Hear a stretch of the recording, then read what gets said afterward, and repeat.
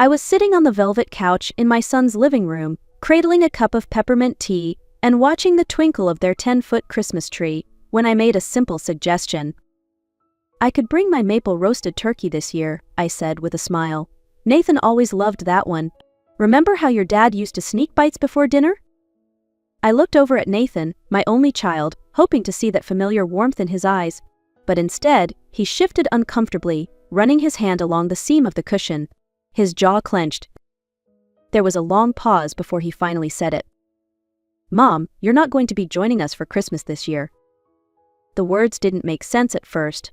I blinked, thinking maybe I had misheard. "What do you mean?" He looked away, fixing his gaze on the fireplace I'd helped pay to install last spring. The same one Whitney insisted on having for the holiday ambience. I remembered writing the check like it was yesterday. "Whitney's parents are coming this year," he said, softer now. "And they asked that things be kept a certain way.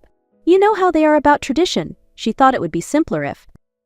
He didn't finish the sentence. My throat tightened. "Simpler if what?" I asked. "If I stayed away?" He nodded, barely perceptible. "It's not personal, Mom. They're used to a different atmosphere." A different atmosphere. I glanced around the room. The silk curtains, the gleaming hardwood floors, the crown molding along the ceiling. I had paid for all of it. Every inch of this home had my fingerprints on it. Every mortgage payment, every renovation, every emergency bill that Whitney and Nathan had ever brought to me in desperation. "Not personal," I echoed. "But you're asking me not to come to Christmas." He winced. "Maybe we can celebrate another day, just the two of us." As if Christmas was something you could reschedule like a dentist appointment. I stood slowly, brushing imaginary crumbs from my lap. My heart was hammering in my chest, but my voice stayed calm. "Well," I said, walking toward the door, "tell your in-laws I said Merry Christmas. Or however they prefer it." I didn't look back as I stepped out into the cold December air. The sky was the color of steel, and the wind stung my cheeks. Behind me, I heard the door shut quietly. Firm. Final. I sat in my car, staring at the house I had helped build where my presence was no longer welcome. I didn't cry. I just started the engine and drove. The drive home was quiet, the kind of quiet that settled in your bones. As I passed through the neighborhoods of Oak Ridge, every corner reminded me of a version of myself I used to be. The woman who believed family meant showing up. The one who would have gladly given her last dollar to make her son's life easier. And I had. 5 years ago, when Nathan and Whitney found the house of their dreams, a 3-bedroom colonial with high ceilings and a wrap-around porch, they were short on the down payment. Whitney called me in tears. "It's perfect, Evelyn, but we're just $10,000 short." 10,000 turned into 25 once the inspection revealed plumbing issues. Then came the appliances, the granite countertops, the floors that needed to be hardwood to match the neighborhood. I dipped into Charles's life insurance, the money he'd wanted me to use for retirement, for travel, for peace. Instead, I handed it over with a smile. Nathan promised they'd pay me back, but they never did, and when the mortgage payments became too steep, I offered to help. What started as a one-time favor turned into a monthly automatic transfer. $2,600 every month, for 5 years. I gave up vacations, skipped dental appointments, wore shoes until the soles gave out, ate peanut butter on toast for dinner more times than I could count. All because I believed helping my son build his life was the right thing to do. But slowly, I disappeared from that life. First, it was not being asked to join them on their trip to the coast too crowded, Mom, and we really need couple time. Then it was Thanksgiving hosted at Whitney's parents' cabin. They've had it planned for months. Eventually, even Sunday dinners stopped. I'd call. Sometimes they'd answer. Most times, I left cheerful voicemails that were never returned. Still, I kept sending the money. Because that's what mothers do, right? We give, we forgive, we wait for them to remember. But sitting in my quiet house that night, staring at the cracked kitchen tiles I couldn't afford to replace, I realized something. They weren't going to remember. To Nathan and Whitney, I had become invisible, a silent wallet, a background fixture, convenient when needed, unnecessary when not. And now I wasn't even welcome for Christmas. Not even for one night, not even after everything. That's when it hit me, not just the hurt, but the truth. This wasn't family, this was extraction. And it had to end. The next morning, I was rinsing out my coffee mug when my phone rang. Whitney. I stared at the screen for a second before answering. Maybe, just maybe, this was her calling to make things right, to apologize for how things had unfolded the night before.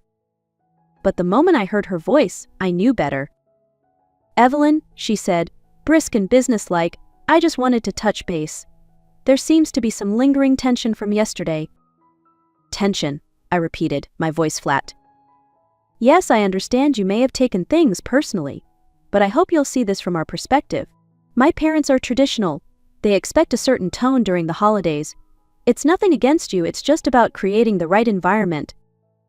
I gripped the edge of the sink. "The right environment," I said quietly. "You mean one that doesn't include me?" "Well," she continued, "you do tend to bring a different energy. The food you make, the stories you tell, it's a bit heavy for the holidays."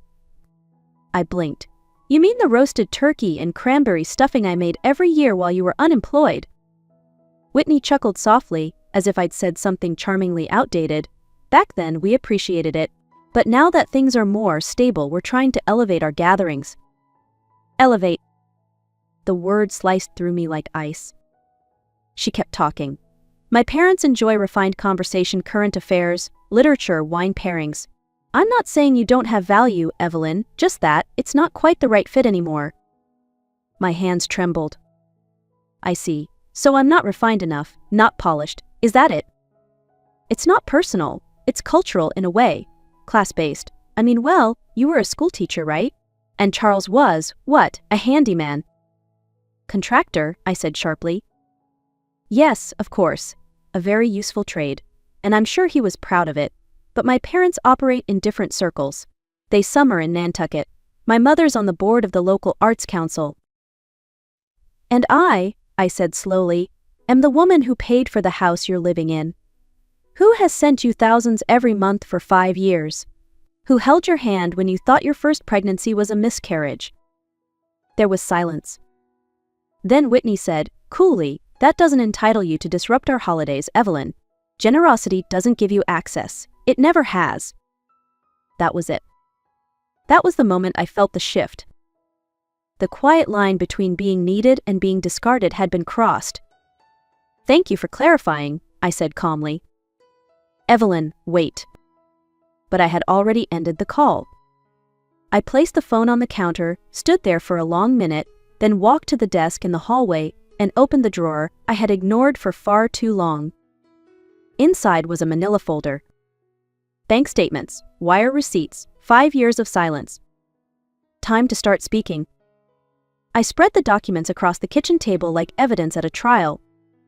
Bank statements, highlighted transfers, printed receipts with my notes in the margins. I hadn't really looked at them in years. I couldn't. It was too painful. But now they stared back at me, quiet witnesses to a pattern I could no longer ignore. The numbers were sobering. $2,600. Every single month. 60 months. $156,000. And that wasn't counting the down payment or the furniture Whitney insisted they needed to host her book club, not counting the stainless steel appliances I financed when their old ones clashed with the aesthetic, not counting the property tax check I wrote after Whitney had maxed out their budget planning her parents' anniversary weekend. I had said yes to everything. Not because I was weak, but because I loved my son, because I thought if I gave enough, forgave enough, I'd be allowed to stay close. But generosity had become expectation. And expectation had turned to entitlement. I picked up my phone, heart racing but steady, and called my bank. The same one I'd walked into 5 years ago to set up the transfer back when I still believed it was temporary. After 2 minutes of automated prompts, a real voice answered. "Good afternoon, this is Julie at Pine Federal. How can I help you today?" "I need to cancel an automatic monthly transfer," I said. "Certainly. May I have your account number?" I read off the numbers and listened as she typed. "All right, I see a transfer of $2,600 going to a Wells Fargo mortgage account ending in 9,142. How long have you been making that payment? 5 years, I said. And you'd like to cancel it effective immediately? I looked around my kitchen, the faded curtains, the chipped backsplash, the refrigerator held shut with duct tape. I thought of the winter coat I hadn't replaced in 8 years, the dental crown I'd put off, the trips I never took. Yes, I said clearly, effective immediately. Done, she said after a few clicks. The transfer has been cancelled. Is there anything else I can assist you with? No, I replied. That's everything. I hung up the phone and exhaled slowly. For the first time in years, I felt something unfamiliar. Relief. Not just financial, but emotional, like I had finally walked out of a room where I'd been holding my breath far too long. I gathered up the statements, receipts, and printed photos. I carried them to the fireplace, struck a match, and watched them burn. A 5-year ritual of self-erasure, now rising as smoke. The warmth on my face felt earned. And the silence in the room was no longer empty. It was mine. 3 days later, my name appeared in the local paper. It was a Sunday morning, and I was enjoying the small pleasure of a warm kitchen and a cup of decent coffee. The first time in years I'd splurged on the good Colombian roast when I saw it. Page 3, Lifestyle section. Local woman strands elderly guests at airport during holiday weekend. My stomach turned. There it was. My name, my face. An old headshot from my school district's website, 5 years out of date and poorly lit. The article described how I had abandoned Whitney's parents at the Spokane International Airport during a winter storm. Winter storm. It had been sunny and 48 degrees. According to the article, Catherine and Thomas Ellison, Whitney's parents, had waited in freezing conditions for nearly 4 hours after I failed to pick them up for a pre-arranged ride. They'd been distressed, vulnerable, and shaken by the experience. Catherine was quoted saying, "We just never imagined someone would treat family like that." I nearly dropped the mug. No mention, of course, that I had been uninvited from Christmas dinner. No mention that Whitney had told me I was no longer a fit for their holiday aesthetic. No mention of the 5 years of mortgage payments, or the fact that they hadn't asked me to pick anyone up. They demanded it, less than 24 hours after cutting me out. The piece was signed by a writer I didn't recognize, Monica Barrett, lifestyle editor, but I recognized the fingerprints. Whitney's father, Thomas, was a retired investment banker.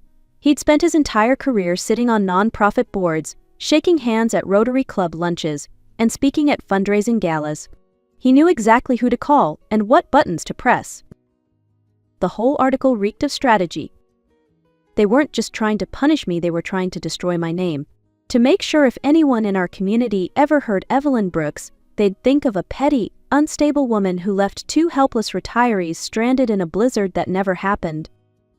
It was surgical, clean, quiet. They didn't yell. They didn't confront me directly. They simply rewrote the narrative. But what they didn't realize, what they never imagined, was that I had been silent for so long, I'd learned how to listen. And in listening, I'd learned exactly where their weak spots were. I folded the paper neatly. I placed it beside my coffee cup. Then I got up, walked to my desk, and opened my laptop. If they wanted to go public, I'd show them what the truth looked like: printed, documented, undeniable. War, as it turned out, was a language I now spoke fluently. Christmas Eve arrived cold and glittering, the kind of evening meant for fireplaces and second helpings of pie. But I had other plans. I dressed carefully, my best navy wool coat, black gloves, a silver brooch that had belonged to my mother. In my hands, a simple leather satchel filled with truth. Inside were 12 neatly labeled folders. Each one contained the full record: bank transfers, receipts, photos of the house renovations, the article from the newspaper, and my handwritten notes in red ink beside every lie. I pulled up to Brandon and Whitney's house just after 6:30 p.m. The windows glowed gold. Laughter spilled into the street. Cars lined the driveway and stretched along the curb, the kind of gathering I used to be invited to. Not this year. I stepped out into the cold, crossed the street, and walked right up to the front door. It was unlocked. Of course it was. Whitney always liked to brag about how safe their neighborhood was. "We don't even need to lock up," she once told me with a wink. "Not like other parts of town." I stepped inside. Their dining room was alive with warmth and movement. A dozen guests sat around a long table covered in candles and linen. Whitney stood pouring wine into tall glasses, her laugh a perfect melody of hosting grace. Until she saw me. The room went still. "Evelyn," Whitney said, her smile frozen in place, "I'm sorry, but this is a private." I held up a hand. "I won't stay long, I just came to deliver something." I walked calmly around the table, placing one folder in front of each guest. Some looked confused, others curious. Brandon sat at the far end, frozen in place, his fork hovering above his plate. "What is this?" asked a woman in pearls. "Documentation," I said evenly, "of the last 5 years of my financial support, of the payments I made on this house, of the renovations, the bills, the gifts, and of the article printed about me 3 days ago." Someone opened a folder. Pages began to rustle, eyebrows furrowed. The mood shifted from festive to uncertain. Whitney recovered quickly. "This is completely inappropriate. She's twisting everything. She volunteered to help. We never asked her to." "I have the email," I interrupted, pulling out a printed copy. "From you, Whitney, dated February 3rd, 2019, asking if I could help with the down payment and promising to make it up to me soon." Whitney's face paled. A man at the table looked up. "This says you've paid over $200,000 for their house." I nodded.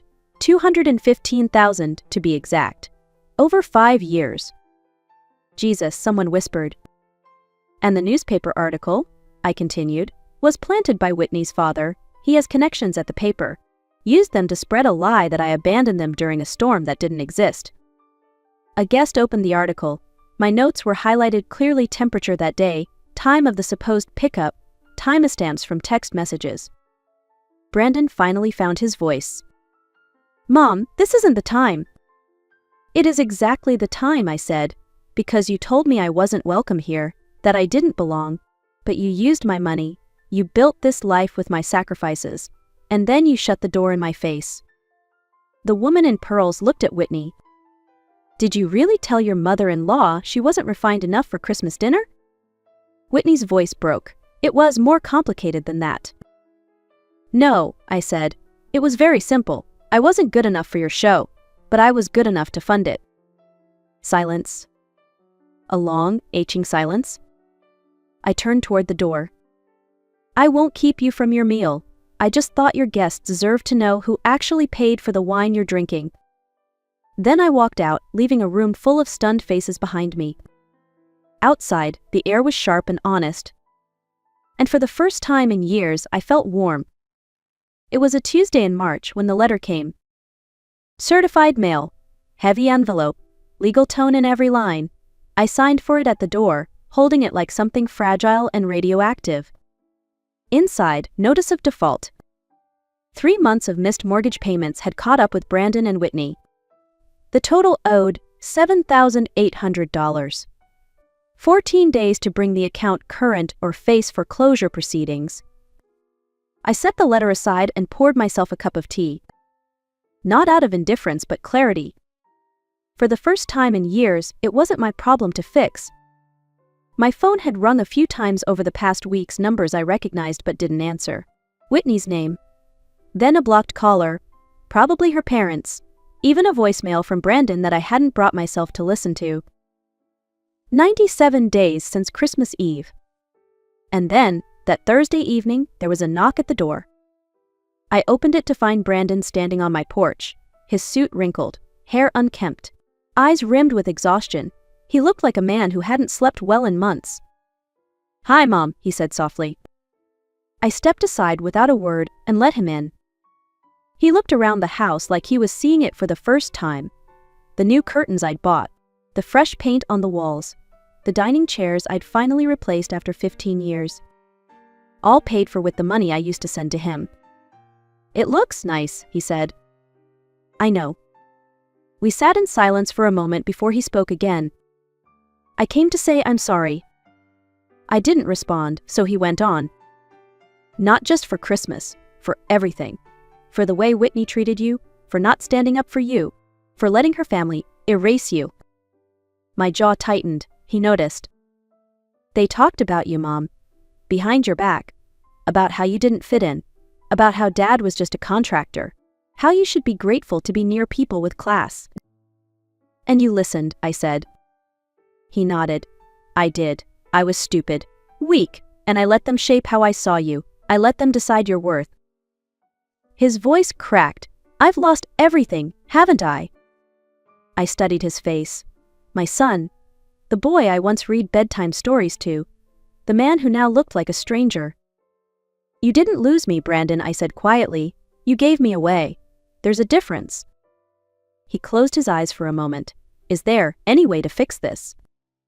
I forgave you a long time ago, I said, but forgiveness doesn't mean returning to how things were. He nodded. I'm not here to ask for money, he said. Just a second chance. Not with the house. With you. I leaned back in my chair. If you want that, you'll have to earn it, with honesty, with effort, not with apologies. He looked at me then, really looked, and for the first time in a long while, I saw my son again. Not the man Whitney shaped, but the one I raised. Spring arrived quietly in Spokane.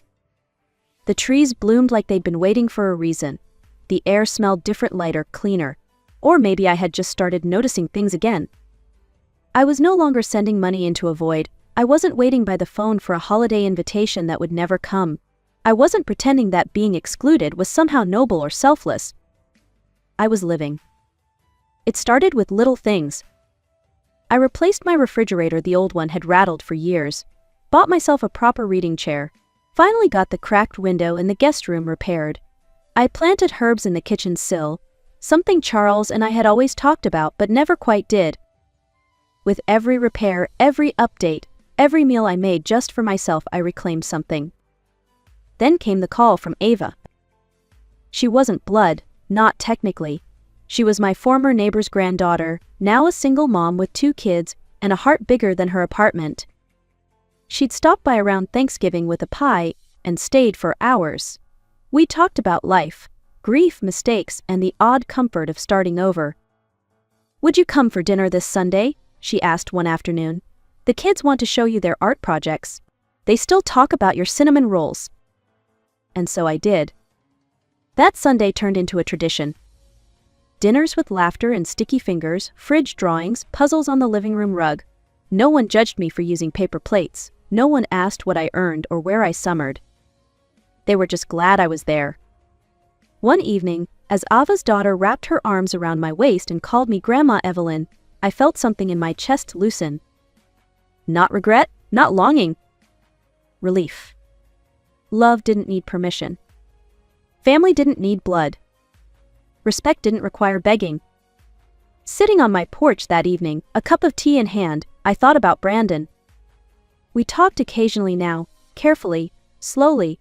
He was learning, I could tell, not just about money or marriage but about people, and how easily they disappear when you stop seeing them. There was no going back, but there might still be a path forward on firmer ground this time. As for me, I wasn't waiting anymore. Not for validation, not for invitations, not for someone to see my worth. Because I'd seen it. Finally. And I wasn't going to forget it again. So if you ever find yourself sitting alone at Christmas, wondering what you did wrong, I hope you remember this.